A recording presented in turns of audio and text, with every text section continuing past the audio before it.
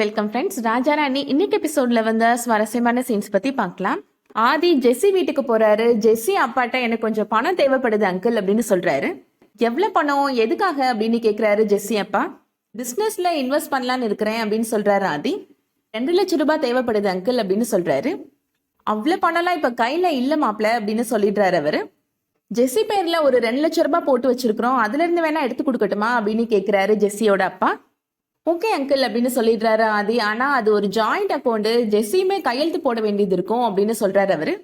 ஜெஸ்ஸியும் sign பண்ணணுமா அப்படின்னு சொல்லி யோசிக்கிறாரு ஆதி.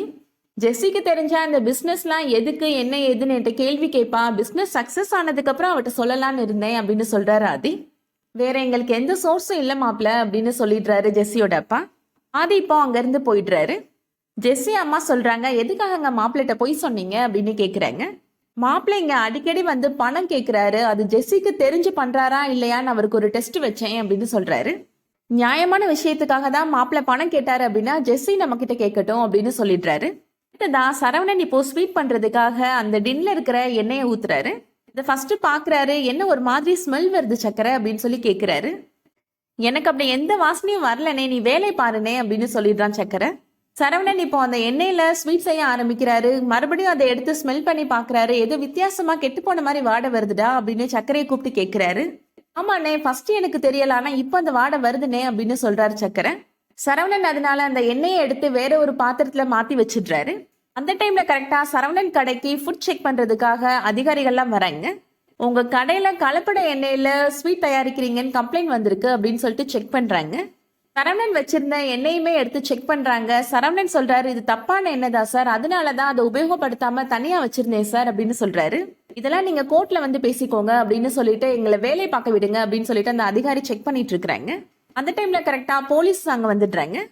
இந்த கடையில ஃபுட் இன்ஸ்பெக்ஷன் போயிட்டு இருக்குன்னு விஷயம் கேள்விப்பட்டு தான் வந்திருக்கிறோம் அப்படின்னு போலீஸ் சொல்றாங்க.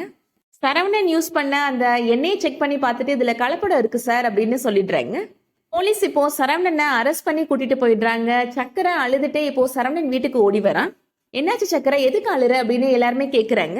சரவணன் அண்ணனை போலீஸ் கூட்டிட்டு போயிட்டாங்க அப்படின்னு சக்கரை சொல்லிட்டே அழுறான். சரவணன் அம்மாவும் அப்பாவும் இப்போ போலீஸ் ஸ்டேஷனுக்கு போறாங்க. சரவணனை பார்த்து, என்னாச்சு சரவணா, உன்னை எதுக்காக அரெஸ்ட் பண்ணி கூட்டிட்டு வந்திருக்காங்க, உன்னை அடிச்சாங்களா அப்படின்னு சிவகாமி கேக்குறாங்க. எதுக்காக எங்க பையனை அரெஸ்ட் பண்ணி கூட்டிட்டு வந்திருக்கிறீங்க அப்படின்னு சிவகாமி கேக்குறாங்க. கலப்பட எண்ணெயில உங்க பையன் ஸ்வீட் பண்ணிருக்கிறான், அதனாலதான் அரெஸ்ட் பண்ணிருக்கிறோம் அப்படின்னு போலீஸ்காரங்க சொல்றாங்க. சரவணனோட சங்கத்து ஆள்களும் இப்ப அங்க வந்துடுறாங்க. எங்க பையனை எதுக்காக அரெஸ்ட் பண்ணி கூட்டிட்டு வந்திருக்கிறீங்க அப்படின்னு கேக்குறாங்க. போலீஸ்காரர் சொல்றாரு, உங்க எல்லாருக்கும் தனித்தனியா எங்களால விளக்கம் கொடுத்துட்டு இருக்க முடியாது அப்படின்னு சொல்றாரு. சரவணன் கலப்பட எண்ணெயை யூஸ் பண்ணி ஸ்வீட் தயாரிச்சிருக்கிறாரு, அதனாலதான் அரெஸ்ட் பண்ணிருக்கிறோம் அப்படின்னு சொல்றாரு.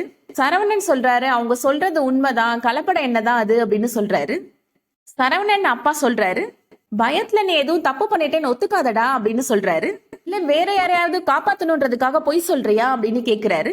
அர்ச்சனா மனசுல நினைக்கிறாங்க, என்ன பொசுக்குன்னு சரவணன் மாமா ஆமான்னு உண்மையை ஒத்துக்கிட்டாரு அப்படின்னு யோசிக்கிறாங்க.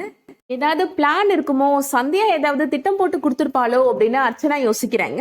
அதோட இன்னைக்கான எபிசோட் முடியுது. வெயிட் பண்ணி பார்க்கலாம் அடுத்து என்ன நடக்க போகுதுன்றத. இந்த வீடியோ உங்களுக்கு பிடிச்சிருந்துச்சுன்னா லைக் பண்ணிக்கோங்க. சீரியல் அப்டேட்ஸ்க்கு நம்ம சேனலை சப்ஸ்கிரைப் பண்ணிக்கோங்க. தேங்க்ஸ் ஃபார் வாட்சிங்.